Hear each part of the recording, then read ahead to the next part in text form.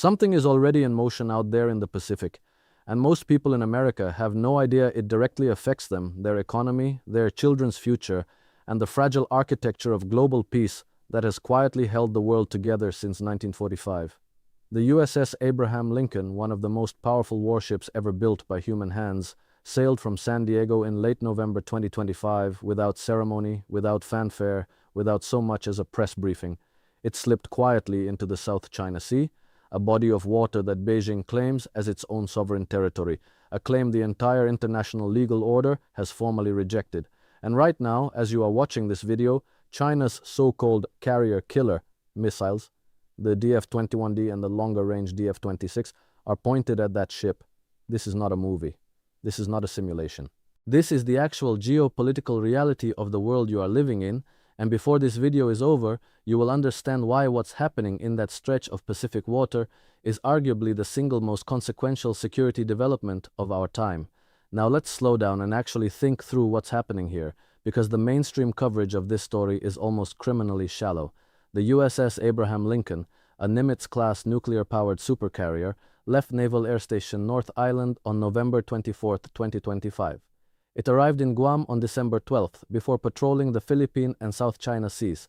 It has been escorted by several support ships, including the guided missile destroyers USS Spruance, USS Michael Murphy, and USS Frank E. Peterson Jr. Now, to understand the gravity of that deployment, you need to understand what an American aircraft carrier actually represents. It is not just a ship.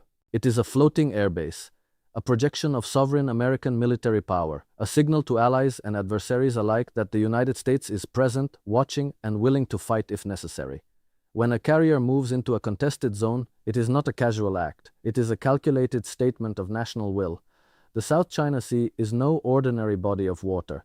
It is one of the world's most heavily trafficked maritime corridors, carrying trillions of dollars in trade annually and serving as a lifeline for energy shipments bound for East and Southeast Asia. Think about that for a moment. The goods you buy, the fuel that heats your home, the microchips in your phone, a staggering portion of the global supply chain runs through those waters. And Beijing has decided unilaterally and in defiance of international law that those waters belong to China. Despite a 2016 ruling by the Permanent Court of Arbitration rejecting China's 9-dash line, Beijing continues to militarize reefs and patrol contested waters using Coast Guard and Navy vessels. This is not a minor diplomatic dispute. This is a direct challenge to the foundational rules of the international order, and the Abraham Lincoln's presence is America's answer. But here is where the story takes a turn that should command your absolute attention. Because China's answer to America's answer is a missile. 2 missiles to be more precise. The DF-21D and the DF-26. And these are not ordinary weapons.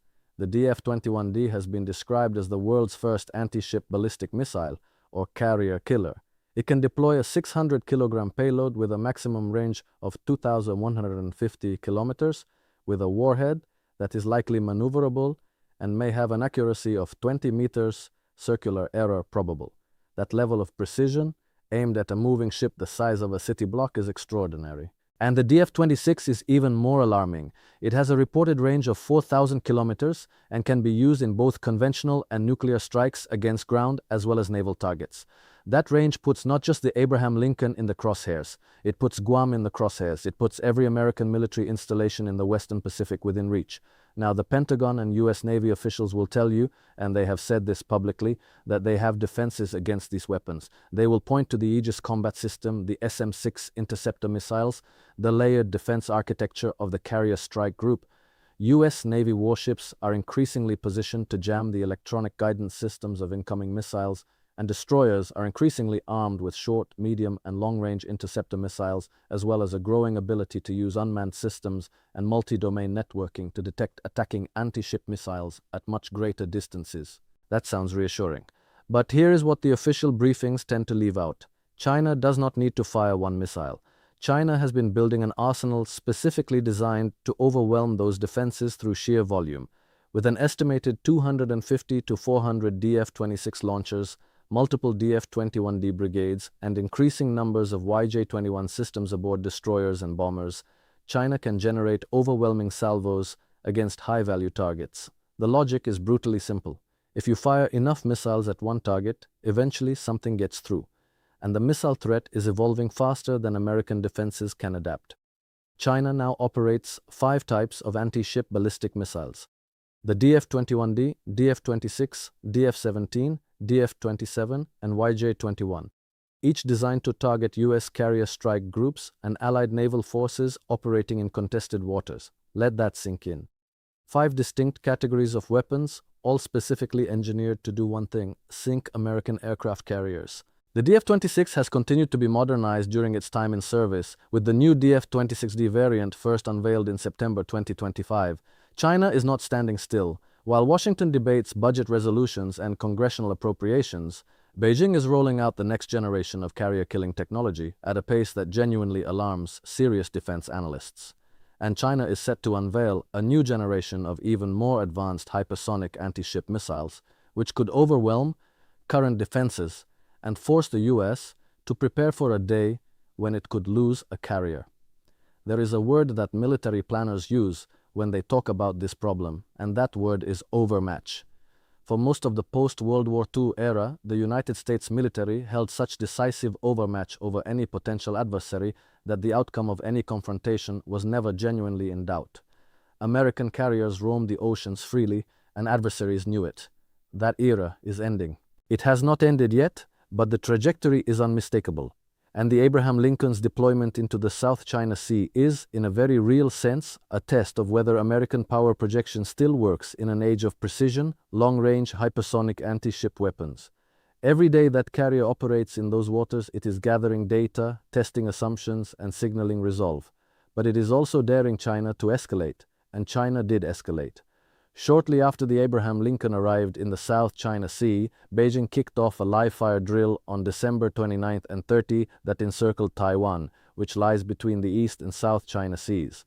The exercise, dubbed Justice Mission 2025, was intended as a punitive and deterrent action against Taiwan. Think about the timing there. An American supercarrier arrives. Within days, China conducts military exercises designed to simulate a blockade of Taiwan. That is not coincidence. That is communication. Beijing was sending a message, and that message was, "We see you, we are not intimidated, and we will do what we want in our neighborhood regardless of your carrier sitting there." Now here is something that almost nobody is talking about in the mainstream commentary, and this is the part that I think matters most for understanding where this is all heading. About 41% of experts surveyed by CSIS said that the risk of a US-China military conflict over Taiwan is higher over the next 3 years compared to 1 year ago. Only 24% say the risk of war is lower. When you see numbers like that coming out of the most serious strategic think tanks in Washington, you have to stop and ask yourself, what do these people know that the rest of us are not paying attention to? Because that is not the language of routine geopolitical friction. That is the language of a situation that is genuinely deteriorating, and deteriorating faster than the public discourse reflects. Escalating tensions in the Taiwan Strait remain Beijing's foremost external security concern for 2026, fueled by uncertainties surrounding the US midterm elections and the growing involvement of Japan, according to a prominent Chinese think tank. When Beijing's own analysts publicly identify Taiwan as their #1 security concern for the current year, that is not a footnote, that is a strategic declaration. And it tells you something important about the internal calculus driving Chinese military posture. The leadership in Beijing is not acting from a position of casual indifference. They are acting from a position of deep institutional anxiety about the trajectory of cross-strait relations and about the role of American power in deciding that trajectory. The United States, for its part, has been doing something that reveals its own strategic anxiety very clearly. The US is reviving dozens of World War II-era airfields across the Pacific as part of a sweeping military effort to prepare for a potential conflict with China. The effort reflects growing concern within the US Department of Defense that China's expanding ballistic missile arsenal could overwhelm key US hubs, such as Guam and Okinawa, in the opening stages of a war, particularly over Taiwan. Let that sink in fully. The United States military is reopening airfields that were used to bomb Japan in 1945 because it is genuinely planning for the possibility of a conflict in which China destroys its main Pacific bases in the opening hours. That is not hypothetical contingency planning buried in a classified document. That is an active, funded, prioritized military construction program, and the implications of it are staggering. In a January 2023 CSIS report, researchers warned that across 24 wargame iterations, the US typically loses roughly 300 to 500 aircraft within the first weeks of a Taiwan conflict. They add that 90% of these losses occur on the ground, not in air-to-air engagements, as Chinese ballistic and cruise missile strikes devastate US and allied air bases in Japan and Guam before aircraft can disperse or sortie. The America that wins quickly and cleanly in every Hollywood movie, that America is not what the serious war planners are working from. The America they are planning for is one that sustains catastrophic losses in the opening phase of a Pacific conflict and has to fight its way back from a position of severe disadvantage. And they are spending real money preparing for exactly that scenario. Now, you might be sitting there thinking, but surely both sides understand that a war between nuclear-armed great powers would be catastrophic, and therefore neither side will actually start one. That is the logic of mutual deterrence, and it has worked reasonably well for 80 years. But deterrence is not a fixed state. It is a dynamic relationship that depends on each side accurately reading the other's intentions, capabilities, and red lines. And what we are seeing right now in the South China Sea is precisely the kind of situation where misreading becomes most likely. Both sides are conducting live-fire exercises in close proximity to each other. Both sides are deploying systems specifically designed to destroy the other's forces. China engaged in dangerous military activities against Japan following a Japanese official statement on Taiwan in late 2025, including Chinese fighter jets locking radar on Japanese aircraft. Locking radar on another nation's military aircraft is, in the language of military practice, an act of profound hostility. It is a targeting action. It is saying, I can shoot you, and right now I am choosing not to. China is employing a multifaceted strategy to counter US influence and prepare for potential conflict, with covert military support for Iran, military posturing toward Taiwan, and strategic diplomatic maneuvers across the Indo-Pacific. This is the picture of a great power that is not merely defending its immediate neighborhood. It is playing a global strategic game, probing American resolve simultaneously in multiple theaters, forcing Washington to divide its attention and its resources across the Pacific, the Middle East, and now the Western Hemisphere. China is continuing to escalate its pressure campaign following Panama's seizure of 2 Panama Canal ports, pressuring companies and governments across the globe to choose sides in a confrontation that is rapidly becoming impossible to stay neutral in. The world is being reorganized around this rivalry, and the USS Abraham Lincoln, sitting in the South China Sea, is the most visible symbol of that reorganization. What is particularly striking, and what I think reveals the deepest truth about this moment, is the question of what the Abraham Lincoln is actually doing there. When a US aircraft carrier enters waters near the South China Sea or conducts flight operations in adjacent seas such as the Philippine Sea, it signals that these spaces are not closed military zones subject to the unilateral control of any one state. A carrier strike group brings airborne surveillance, air superiority, electronic warfare, and rapid strike capabilities that reinforce the credibility of US assertions regarding international access. In plain language, what this means is that the carrier is a political statement as much as a military one. It is the United States physically asserting that international law governs the South China Sea, not Chinese territorial ambition. And China's response, the live-fire drills, the missile brigades, the exercises around Taiwan, is Beijing physically asserting the opposite. This is what a power transition looks like in the real world. It does not begin with a declaration of war. It begins with ships and missiles and exercises and live-fire drills, each side testing the other's willingness to blink, each escalation calibrated to push just past the previous threshold without quite crossing the line into open conflict. The PRC appeared to emphasize improving its ability to project power in the first and second island chains, integrating artificial intelligence and cyber capabilities into existing systems, and incorporating lessons learned from the war in Ukraine. China is watching every conflict on Earth and updating its military doctrine in real time. It studied Russia's failures in Ukraine and drew conclusions about what not to do. It is building a military specifically optimized to defeat the United States in the Western Pacific, and it has been doing so with extraordinary focus and discipline for more than 2 decades. Within the last decade, the PLA rocket force has made headlines for its deployment of the so-called Carrier Killer, DF-21D, and Guam Killer, DF-26 anti-ship ballistic missiles.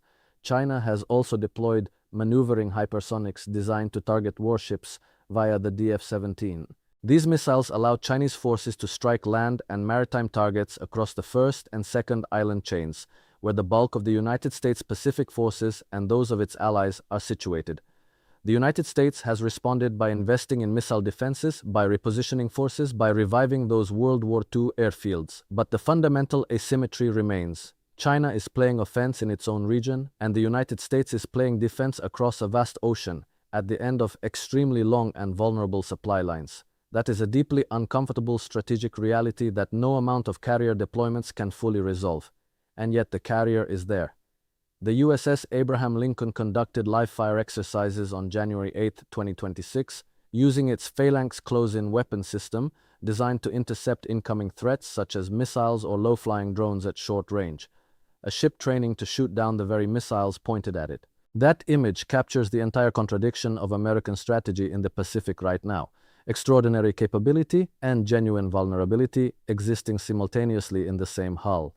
Carrier Air Wing 9, embarked aboard USS Abraham Lincoln, brings a robust mix of strike, surveillance, and electronic warfare capabilities, including FA-18E/F Super Hornets, EA-18G Growlers, E-2D Advanced Hawkeyes, and MH-60RS Seahawk helicopters.